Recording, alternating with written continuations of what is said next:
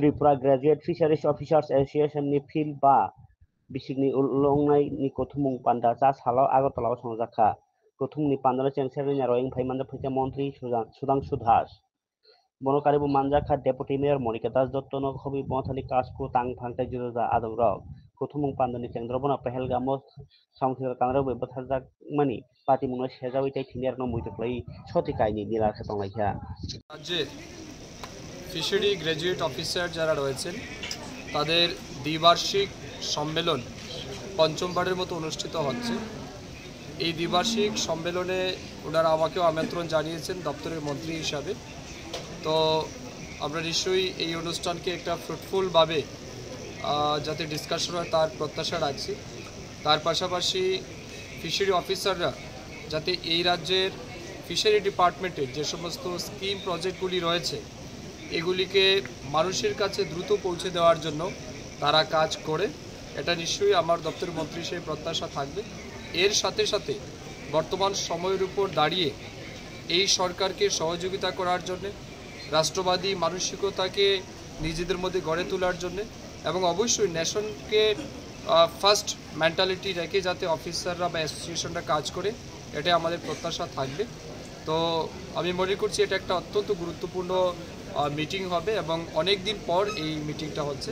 তো আমি আমার ব্যক্তিগত পক্ষ থেকে এই অ্যাসোসিয়েশনের সমস্ত সদস্যদের অনেক শুভেচ্ছা এবং অভিনন্দন জানাচ্ছি এবং আশা রাখছি তাদের মাধ্যমে আগামী দিন এই রাজ্যের শুধুমাত্র মৎস্য চাষিরাই উন্নত হবেন না, তার সাথে সাথে গ্রামীণ অর্থনীতিকে মজবুত করার ক্ষেত্রে তারা একটা গুরুত্বপূর্ণ ভূমিকা পালন করবে।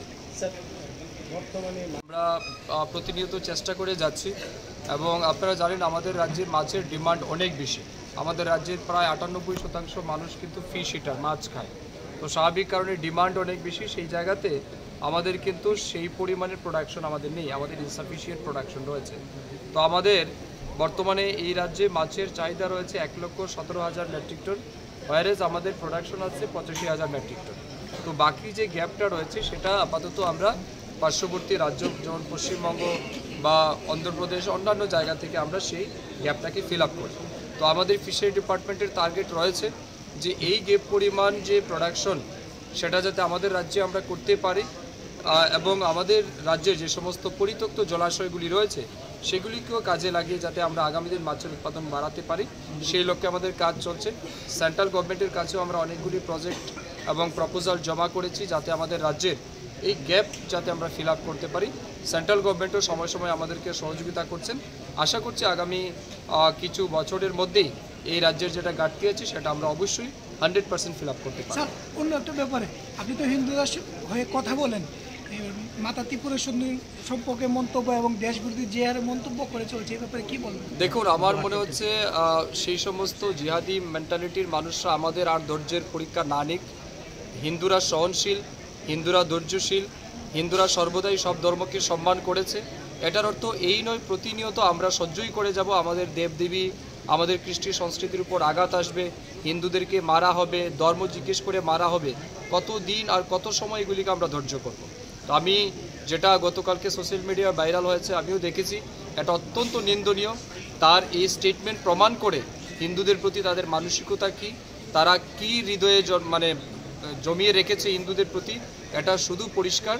এবং এটাও আমরা পরিষ্কার যেদিন তারা সুযোগ পাবে সেদিন কিন্তু তারাও বাংলাদেশ, পশ্চিমবঙ্গ কিংবা অন্য জায়গায় আমরা যেটা দেখছি এটাও ত্রিপুরাতেও তারা করার জন্য হয়তো তারা অপেক্ষায় আছেন, যেদিন সুযোগ পাবে তারা করবে। তো বিশেষ করে আমি হিন্দুদের বলবো আপনাদের সতর্ক থাকতে হবে, আমাদের সতর্ক থাকতে হবে, ইউনাইটেড হতে হবে। কারণ এটা কোনো রকমের ধর্মীয় কালচার নয়, এটা হচ্ছে আতঙ্কবাদীর একটা বিচারধারা। এই আতঙ্কবাদীর বিচারধারার বিরুদ্ধে আমাদের সবাইকে লড়তে হবে, মুসলমান সমাজের লোককেও এগিয়ে এসে লড়তে হবে। জম্মু কাশ্মীরে বর্তমানে যে সমস্যাটা হয়েছে এতে সবচেয়ে ক্ষতিকার হয়েছে জম্মু কাশ্মীর।